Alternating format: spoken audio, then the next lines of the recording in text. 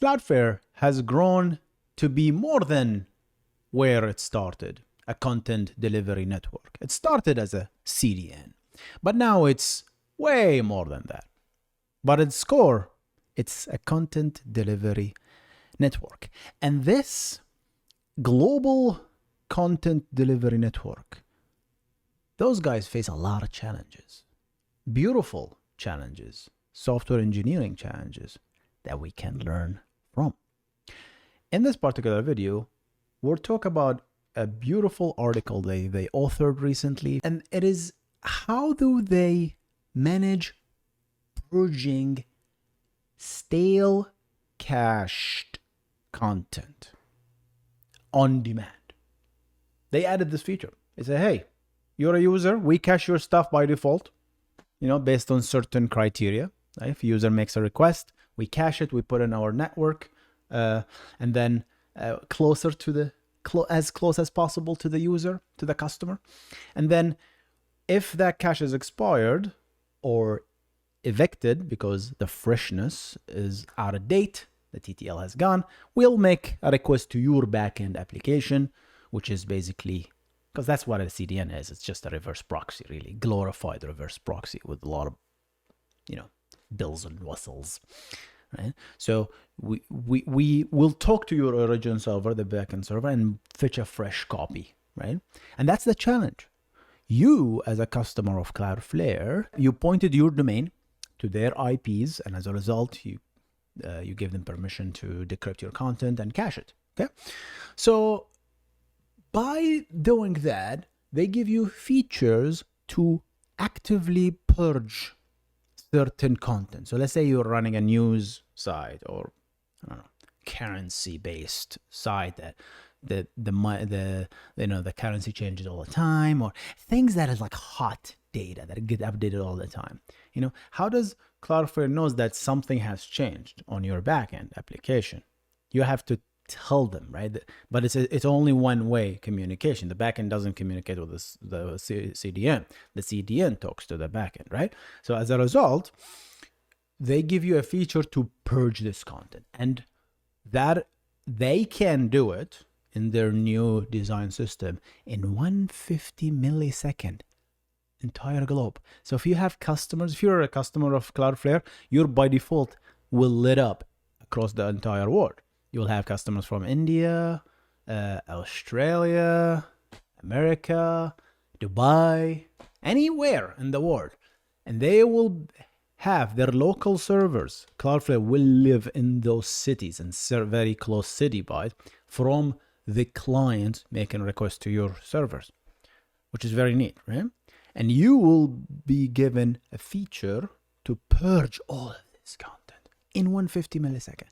So here in this video, we'll explore all of that.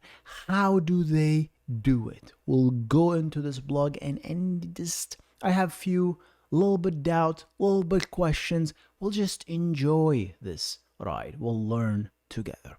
Let's jump into it. All right, this comes from Cloudflare blog.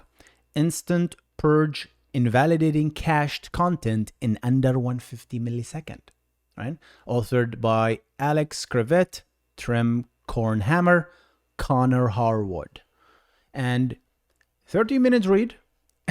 This is going to be a long video, guys. There's a lot to unpack here. But if you can't, of course, wait, I'm going to give a summary right now of this entire blog in the next 5 minutes. And if you're interested, just ignore the whole video. Just listen to this part. But if you're really interested to dive to the meat, stay and listen. All right. A quick summary before we jump into the nitty-gritty of the details. I'm going to go to my whiteboard. But here's you don't need anything for this, right? Cloudflare is a CDN. i.e., it's a reverse proxy. You send a request to this reverse proxy. It understands it and sends a request to your actual backend, get some content, optionally cache it. And this cache has a lifetime.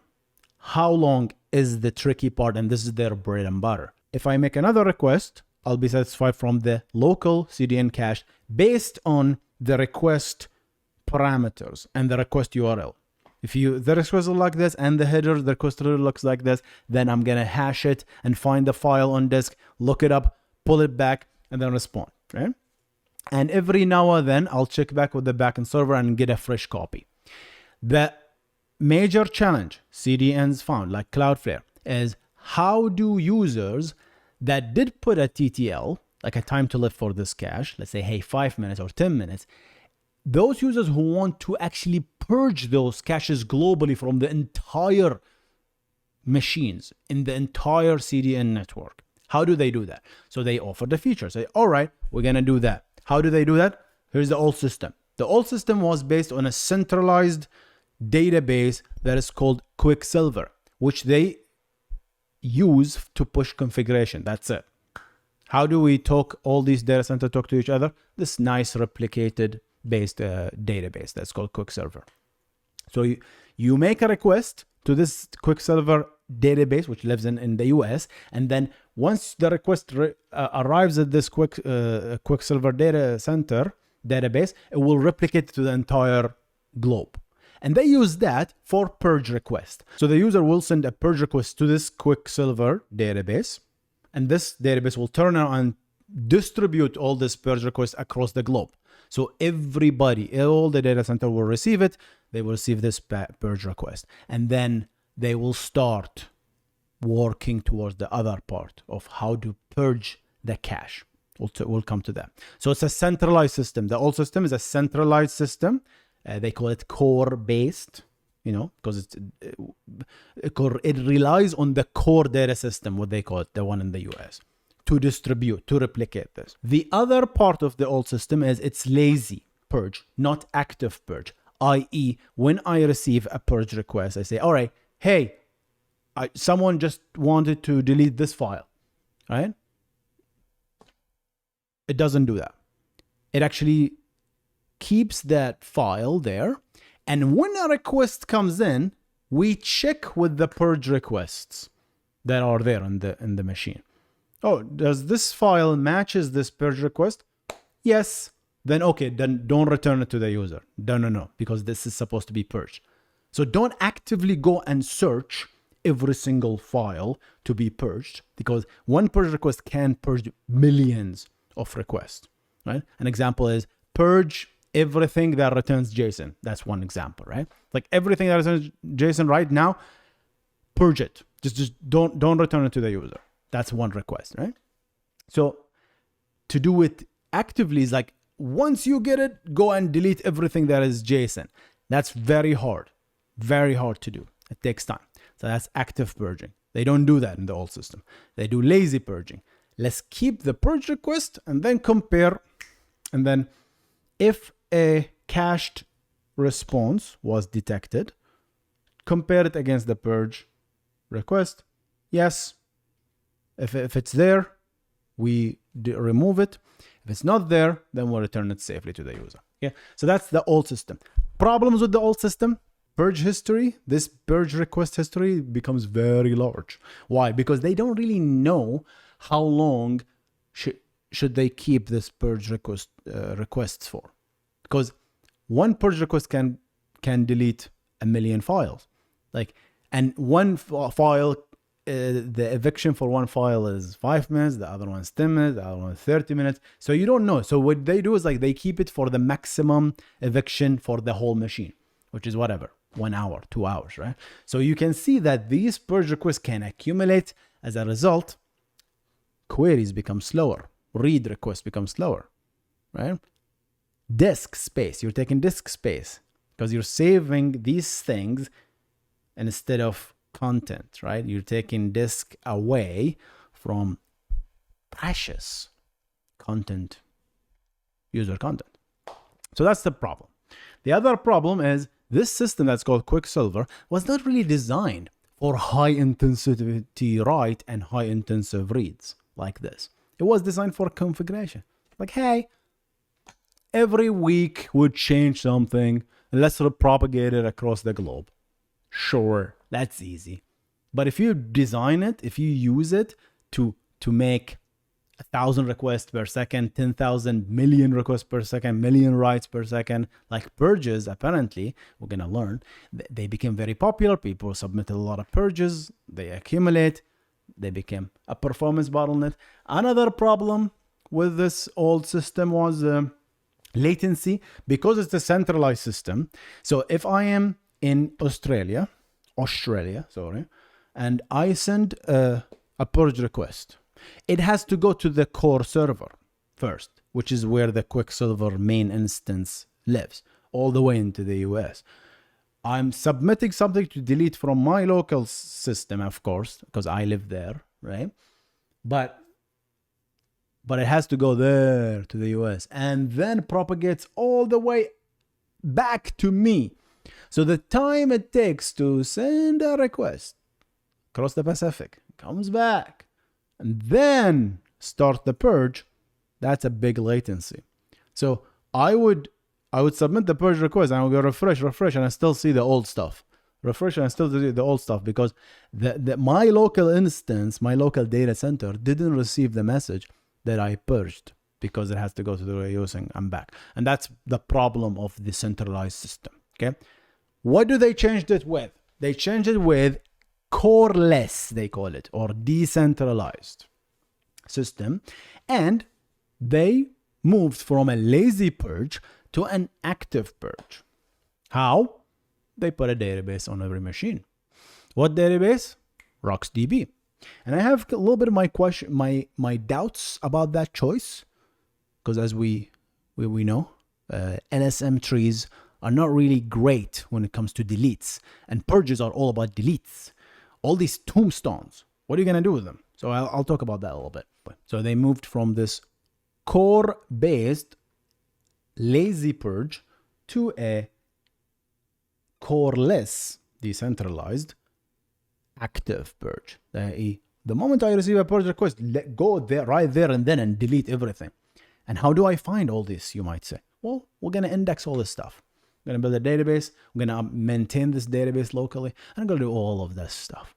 And based on this new system, they went from 1.5 seconds to 150 milliseconds, which is impressive. 90% improvement.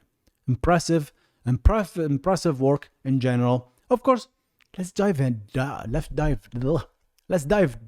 though. Let's dive deep and read and learn more about the system, this net. I thought maybe the best way is to actually draw something. How about that?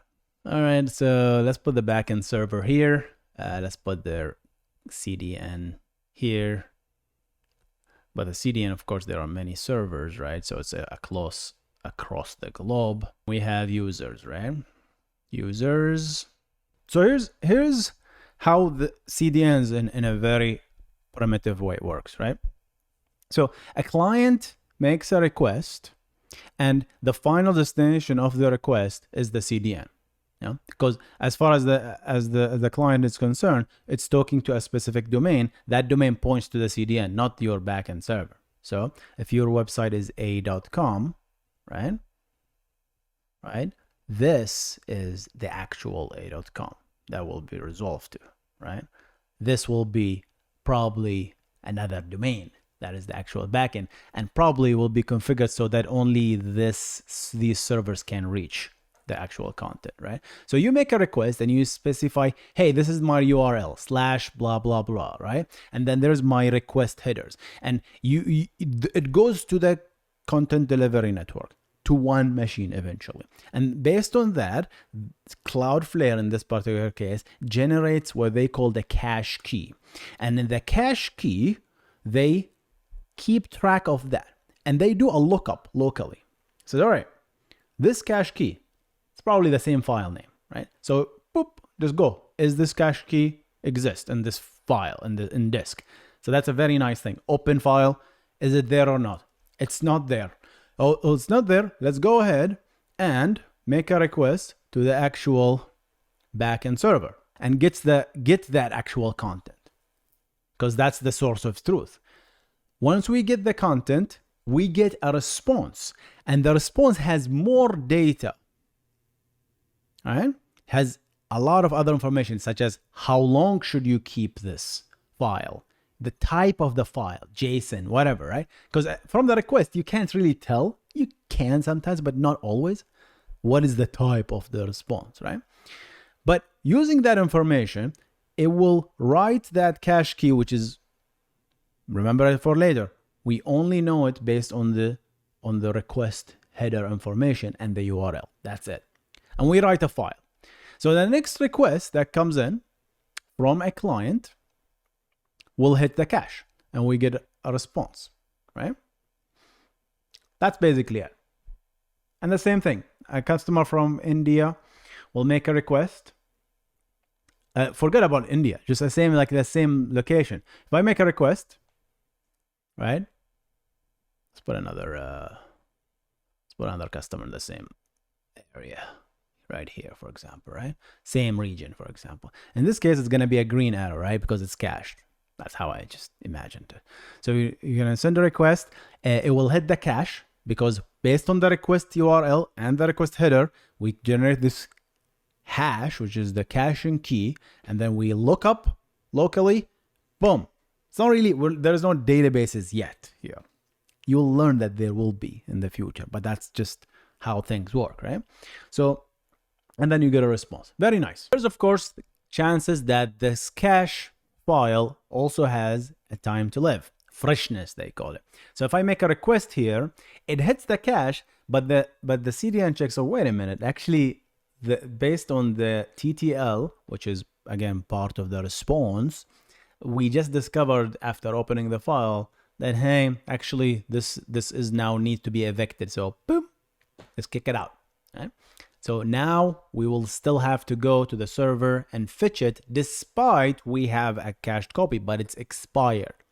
Right? It's been evicted. So now you need to go back to the server. So that's another way where we evict. So eviction is very nice because you know as the owner of the file or the response that, hey, this kind of cache, I want to keep it for 5 minutes, 10 minutes. And based on that, you will know that every 10 minutes, you're going to get a fresh hit from the CDN to fetch a new copy.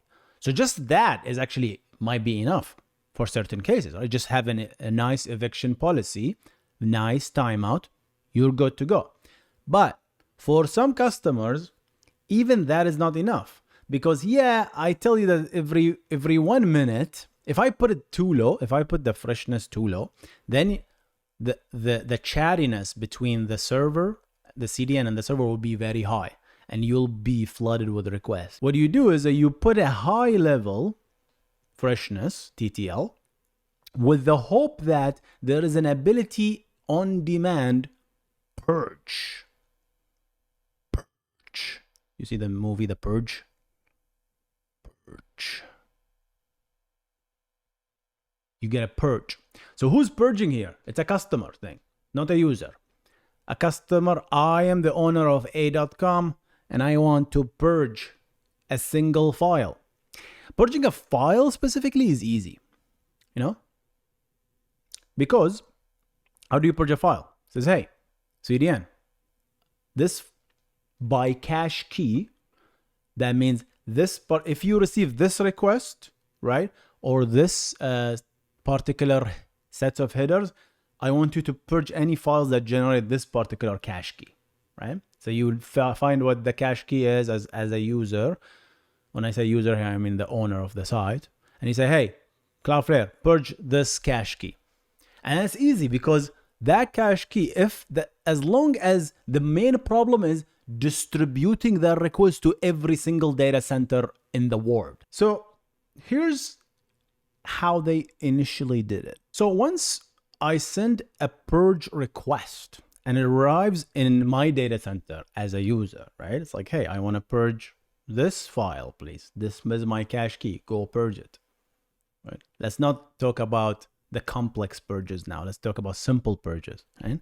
And simple purges, they say, hey, purge this, and it goes to this Cloudflare data center, and it says, all right, I received your request, right? Local request. And here's what happens. The current system that they used before this new implementation is called Quicksilver. And Quicksilver is what they call core-based server. It's a centralized data center. Let's make it a different color, just so that to know this is a different. It's a centralized. That's why they call it core-based, right? And then what you do is you don't actually send the purge request locally, but you then talk to the quicksilver data center. That's the main center. And that guy will propagate. It's a replication-based system that they built in 2020, I think. And that is used mainly for configuration, to push configuration between all the data centers, right? So that's what they do. Do you notice what I did here? You push something to the quicksilver and it goes around and push everything back, even to yourself. So you, as a quicksilver instance, because the quicksilver exists everywhere as an instance on all data centers, you don't get it in the beginning. You have to make a request to the main, you go all the way there, and then the quicksilver replication will go back and send that request to everybody. And that's what we're used to do configuration based, which is not common. You don't change configuration every second, right? But they decided, you know what? Let's use it for purge requests.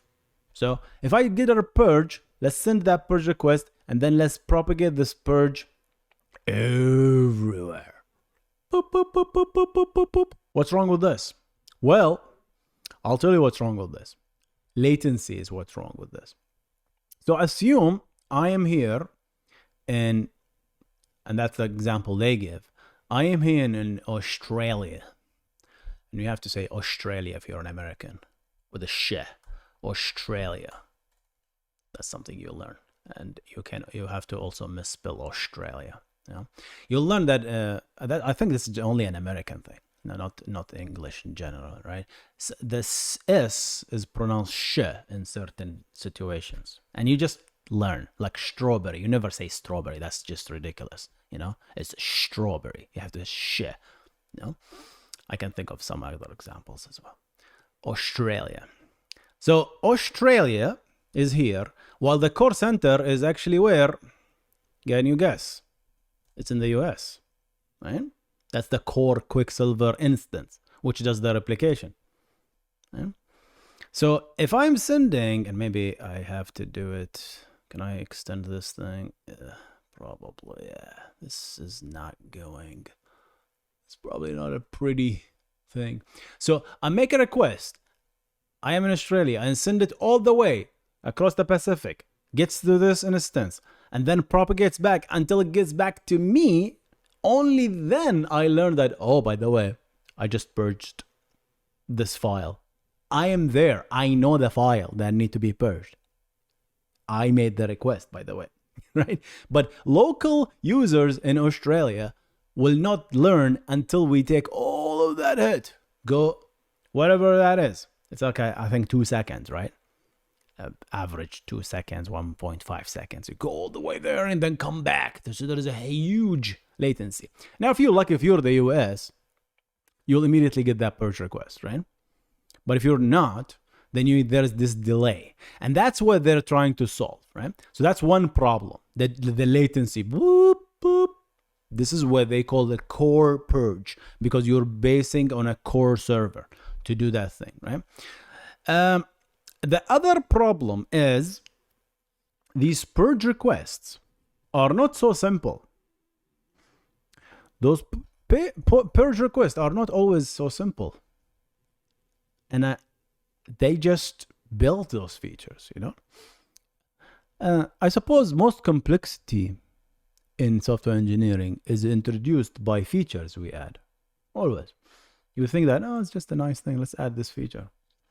And then it creates huge problems like this one, right? So the purge, you can also purge by other attributes that are not based on the request. They are based on response. Well, good luck, because if I know the cache key, if I know the request, I know the headers. This is well known.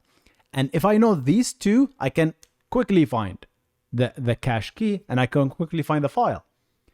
But what if I am deleting based let's do a ridiculous example based on the content type. I want to delete everything that is returned JSON.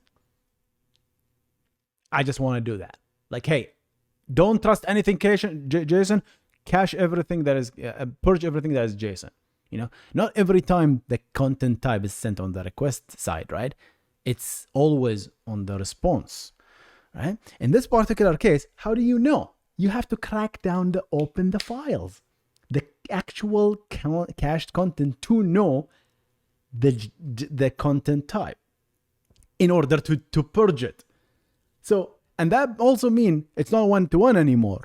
You're deleting, you have one purge request, which can potentially delete millions of files. And that's another problem. So what do? You receive a purge request, right? And so that's the system. You receive a purge request and then you start deleting everything. No, they couldn't do that. So it's all right. I cannot just scan the entire hard drive and open every single file to delete, just to look at the content type, only to delete it. And some of you might say, it's like, oh, why can't we build some systems around it? Can build indexes? Apparently they didn't think about that back then, but now they do. Right? So that's the system. It's distributed, right? Replicated, core-based, and they didn't use the active-based purging. I mean, once you get a purge, let's actively purge. No. They did another system. And we're still talking about the old system, by the way. Here, right? So what they did is, they did something called lazy purge. So here's how lazy purge work. When we receive a purge request, okay, we're going to save this purge request locally here. But we're not going to actively look for the file and delete the file that represent this purge request, because it could be what they call flexible purge. Could be anything, right? So what we do is just keep it there. Keep an entry there. The purge cache is there. The purge key is there. We have knowledge there. And you keep your purges, P1, P2, keep them. Just store them. So if a request does come in for a specific cache key, look at it. If it's evicted, then we don't need to even worry about the purge, right? But if it's the cache is there and it's still valid, then you don't return it. No, don't return it. What you do is look up all the purges one by one that you have in your history. And you do a query. How do you do a query? You use the same system, quicksilver. But you do a local query on your local quicksilver instance. And you do a query. Can you find me this purge key? How do you find the purge key? The purge key is found by actually cracking open the content, combining certain metadata with the request, cache key, and then looking up the purge requests one by one and cracking them open and says, all right, what do you do? What do you delete? Oh, you delete content type JSON. Well, this is not JSON, so remove it. And you're only looking through user submitted purge requests. So there's like some cost associated with that. So if this grows too large, then you have a problem. And that's exactly what. So what do? You make a request. If it's a cache, don't just immediately return it. If you find the cache, actually look through the purge request. And does any of the purge request matches what you have? Am I supposed to return this or am I supposed to purge it? That's what lazy purges. Yeah, on demand, you purge. Not actively when the purge request arrives in the data center. No, do it lazily. If I'm supposed to purge this content, I purge it. And of course, at that time, I remove. Can we remove? We cannot. Unfortunately, we cannot remove that purge request. We have to keep it. Because, yeah, I purged this file, but it could be other files need the same purge request. So we need to keep it. These purge request histories need to stay, right? So as this result, that's how we lazy purge work. What's the problem with this? Lazy purge will have to collect a lot of purge history. And the reason is two. The first one is, if I look up if a user just happened to look up a certain file, and that happened to be a JSON, and there is a purge request that says purge all JSON, then you clear just that JSON file that you requested, not all of them, right? Because it's not active. And as a result, you need to keep that purge request for other files.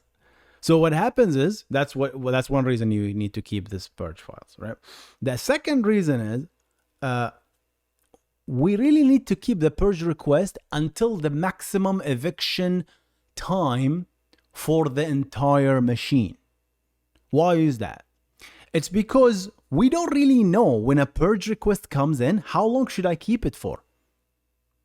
You don't know the file that you're purging,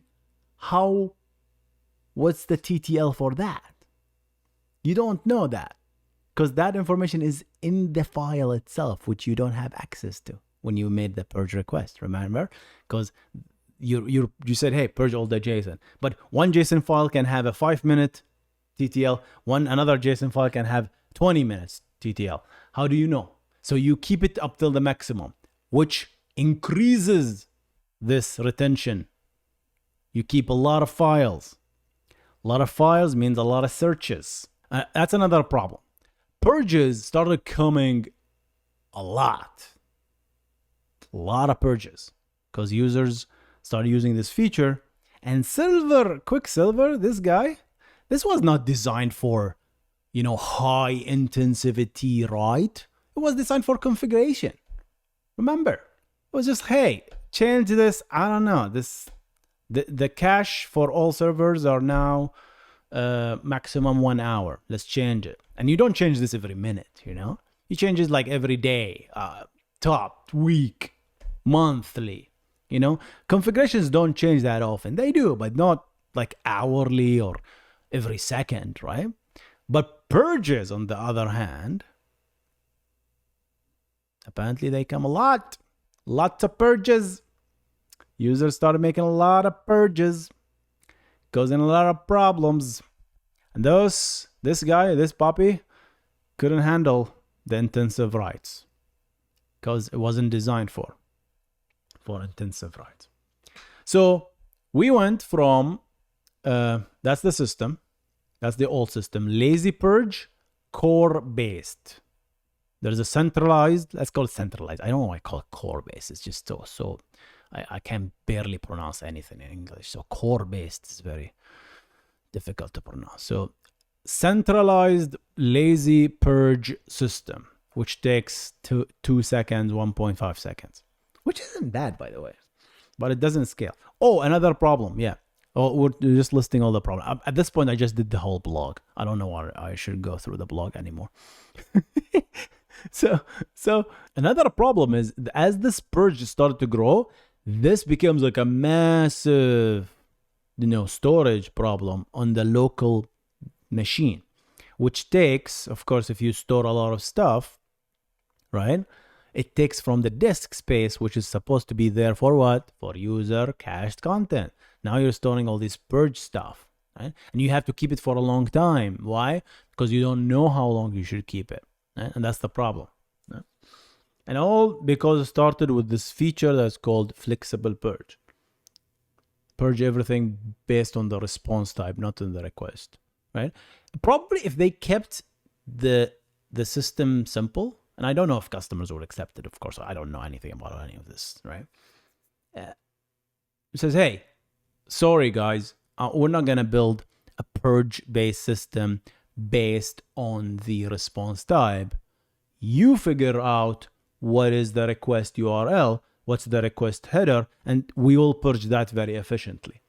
That's how I would prevent some systems from running rampant. At the end of the day, you have to kind of put your feet down at certain point. Says, yeah, no, that feature, we're not gonna ship it because I cannot build it efficiently. Or just you put your foot down. Says, hey, I'm not gonna build this thing. Because remember, all of this will be really simple if I just based on the cache key. The problem is the flexible purges, which is based on the response, which is of course unknown. But yeah, it's a balance. Features, performance. Some features, when you want to implement it, looks simple, but just adding them in certain systems might be simple. Then you find out the performance problem. Then you want to redesign it, and you already forgot about this feature that you already added years ago that people start to use, and you have to support it in the new system. And you will say, oh shoot, I have to redesign this just because of this thinking feature, right? And it just collapses everything. At what point you say, stop it, guys, I'm not gonna give you this feature, sorry, just now, right?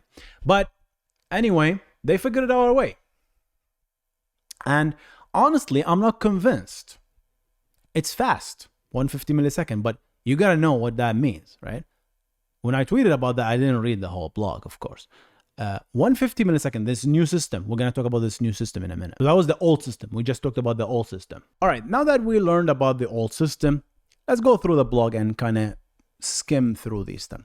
Here, they talk about what is Cloudflare, what do they do. Past 14 years, Cloudflare has evolved from a content delivery network to a zero trust security policy, network security performance, application database problem. They do everything, pretty much everything now, right now, right? So they started with this problem that says, all right, here's our old system. We improved it by 90%. Our P50, and I want you to pay attention to this, P50 is 150 millisecond. They didn't share their P99s, right?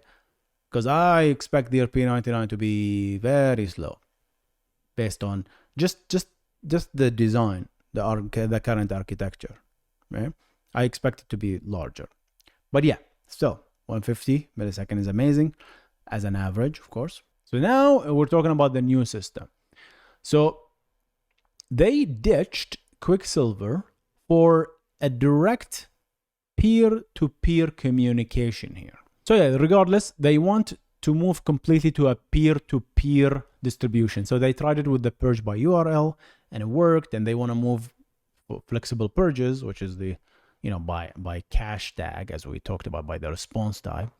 And that says, all right, that means, hey, elephant in the room, we no longer need Quicksilver anymore. So yeah, they no longer use Quicksilver for that. Coreless.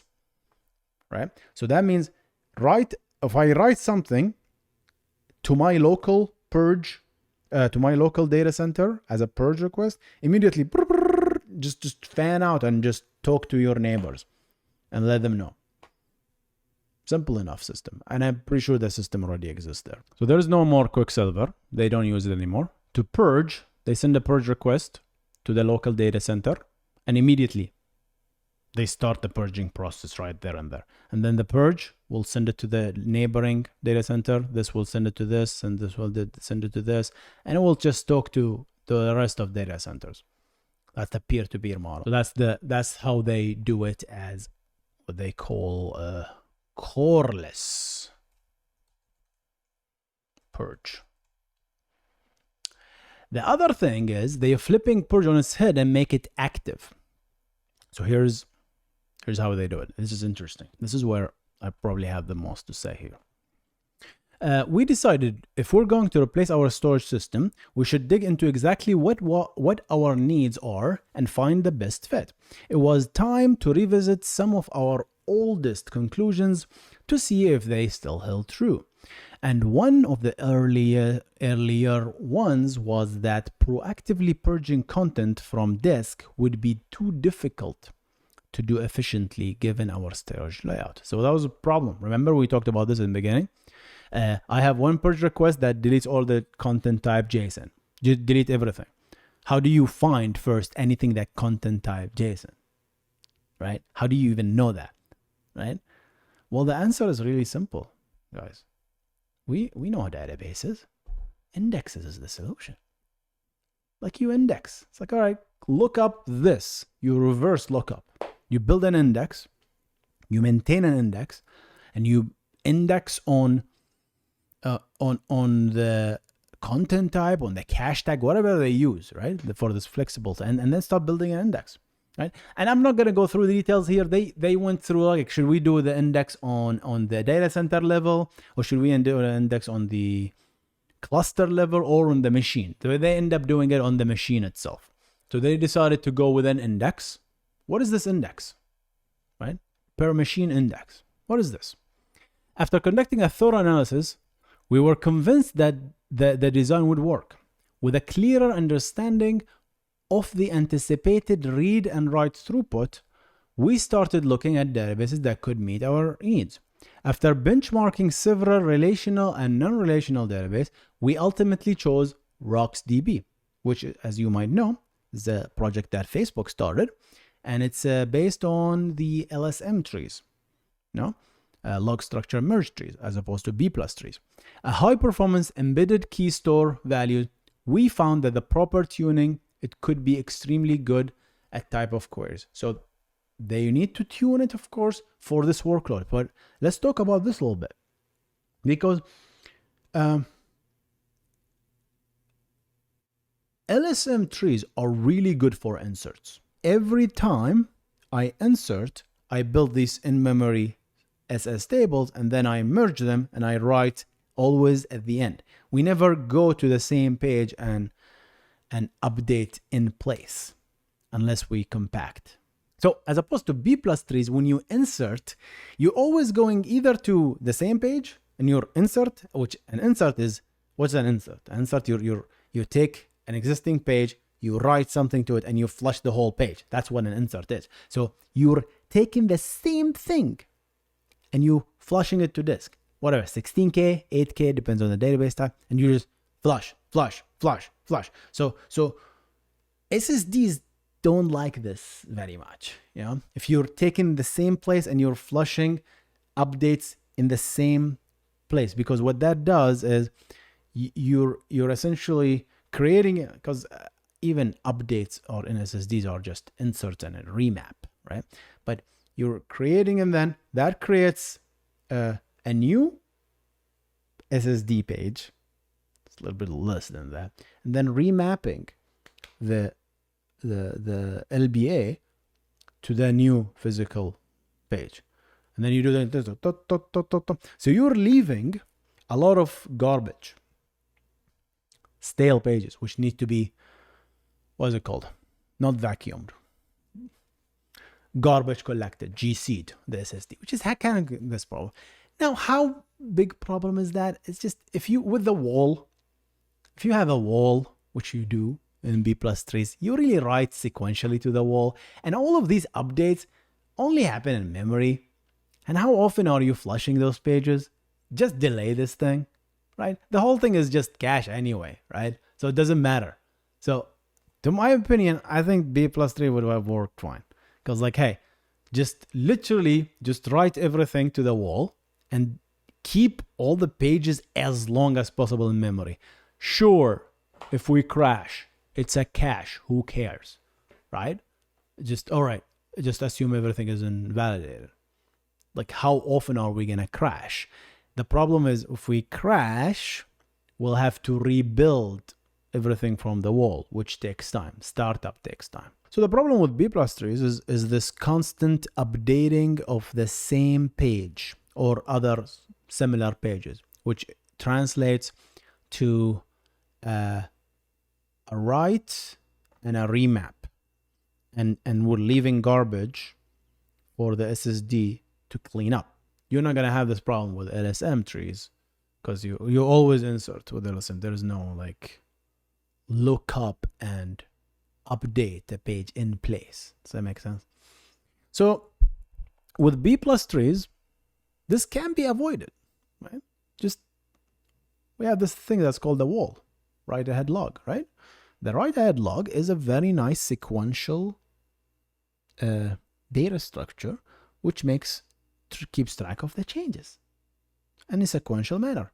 And then you can update all these user pages, the leaf pages, the internal pages in memory. We don't need to flush these pages every time someone updated to disk. Keep it in memory. Why not? Keep updating the memory. Updating memory is cheap. There is no like limit to how much you can do, right? Unlike SSD. like SSD, if you update the same thing a lot, then you're gonna be reusing a lot of pages. You're kicking up garbage collecting. You're kicking up where leveling, all these algorithm that needs to shuffle data around, erasing, but just don't do it. Delay flushing the background tasks that flushes the pages. Keep it as long as you want, and then flush every, I don't know, 10 minutes. Keep accumulating those pages, those writes. And you can do that. So there's tricks you can play, right? But of course, regardless of the decision, we don't know much about the workload to decide, but they went with RockDB for that.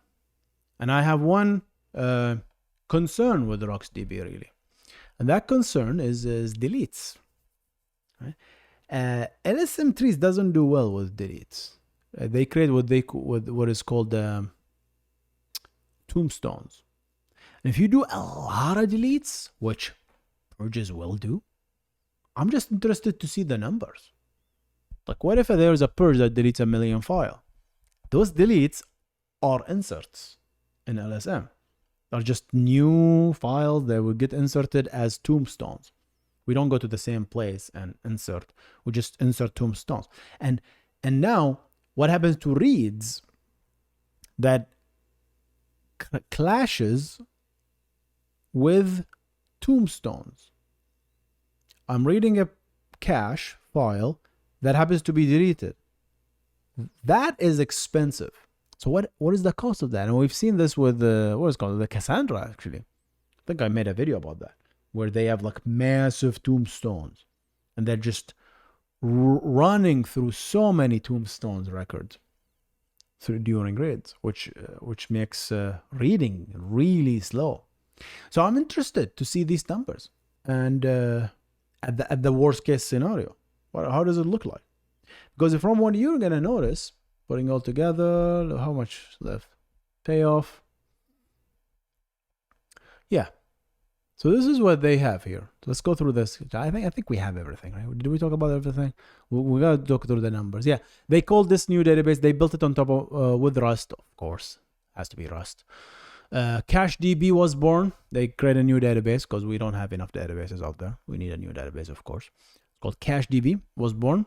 A service written in Rust built on RockDB, which operates on each machine along with a cache proxy. Right. So what they do is essentially, here's what it does: an active purge. If a purge request comes into the queue to the machine, it immediately gets executed, and we perform the delete and delete every single whatever flexible purge it results to, right? That we delete everything. And if a user wants to read something, we look it up in the cache first. This is something we didn't used to do before. Well, we look it up. If it's not there, that means it's either deleted, purged, which we might have took some head on the tombstones to just go through it and find that, oh, it's a tombstone, deleted. Or it might be there. If it's there, I found it, okay, don't return immediately. There's one more thing that's a nice optimization they added here. Go and look through the queue, actually, because there might be a purge request in the queue that we didn't process yet. Go look, just take a shot at the queue that you have. If any of these purge requests matches this file, then just don't return to the user and just basically go to the origin server and pull a new copy. Okay? So that's all what it happens. So there is a background process that reads the purge request from the queue and then process it on the CacheDB instance, of course. All of this, we talked about that, this optimization they have.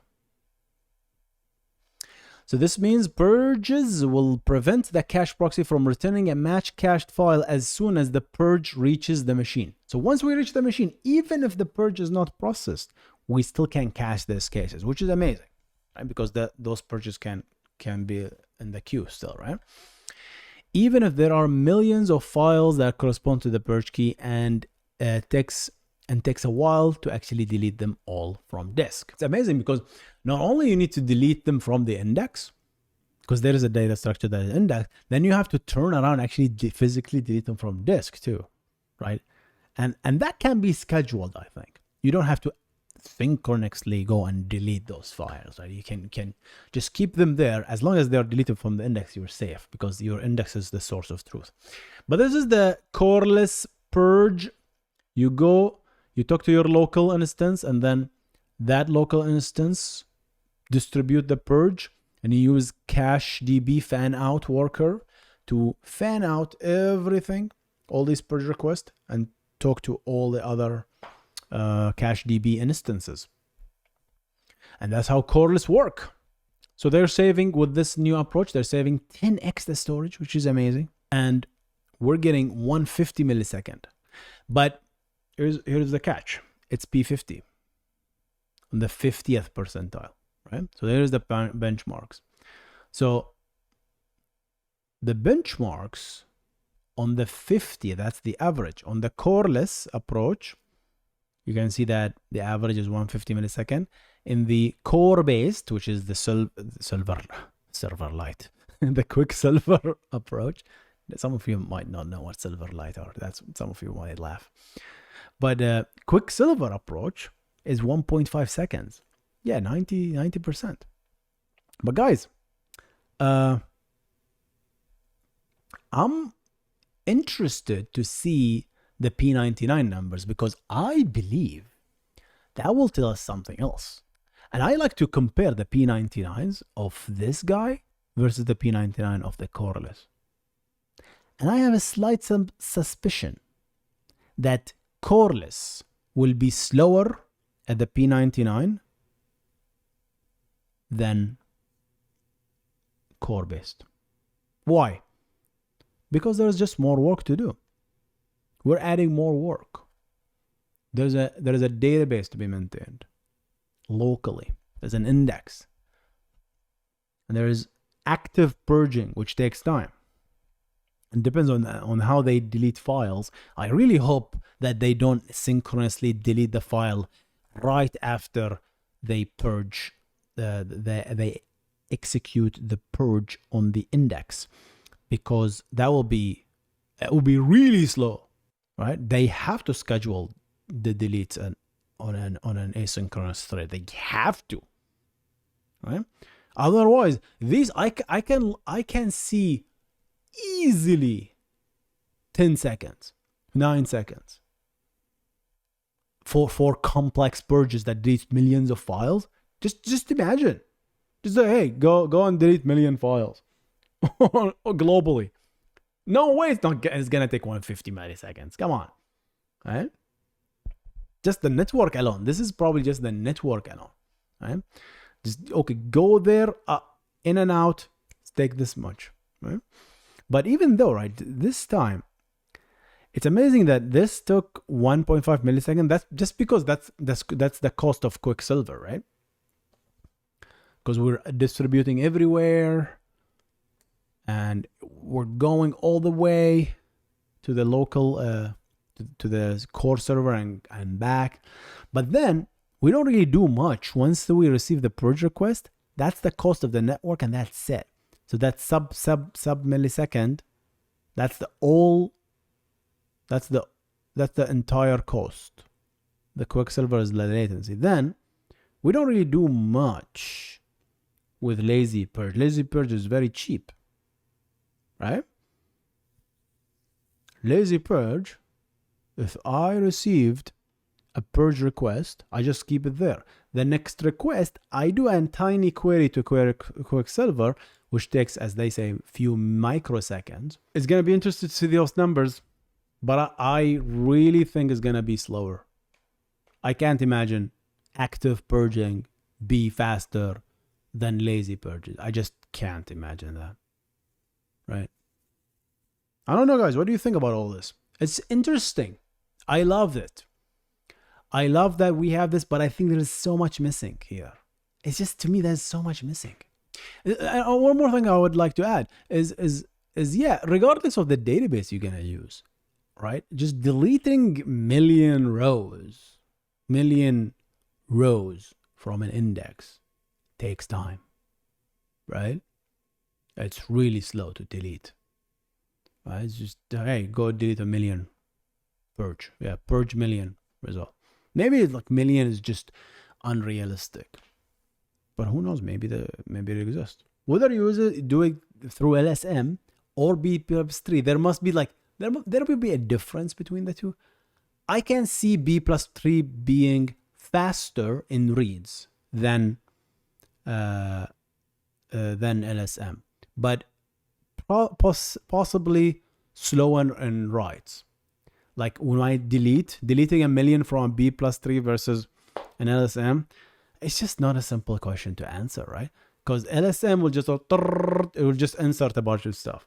B+3, it has a structure to manage. It has like a tree to balance. And depending on what you're deleting, of course, it had to be random, I suppose. So you'll be dancing across the leaves of the tree, left and right, and you're deleting, doing update on all the pages, writing all these wall entries. If you have a mistuned database, then what you're going to end up with is a lot of flushes, God forbid, for all these writes. Will slow down a lot of stuff. So, and that's the beauty of all this, understanding the use case.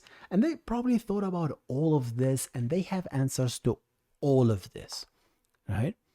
Because the people behind this are smart people, you know. Of course, they thought about everything about these things. I'm pretty sure they thought about that. Just, I wish there's the P90 there. 90. I don't want 99. Dakhil Ballah. I just want P99. P99 best. P99. Don't give me P80. P80. Give me P80. Right. P80. Just give me P80. Anyway, let's go. What's next? What are they planning to? What's next? We are currently wrapping up the rollout of the last throughput changes, which allow us to efficiently scale purge requests. Oh, they're doing more fixes. Nice. As that happens, we will revise our rate limits and open up purge by tag, host name, and prefix for all plan type. Oh, look at that. Once the free package can purge, that will ramp up the request as well. We expect to begin rolling out additional purge types to all plans and users by 2025. Yeah.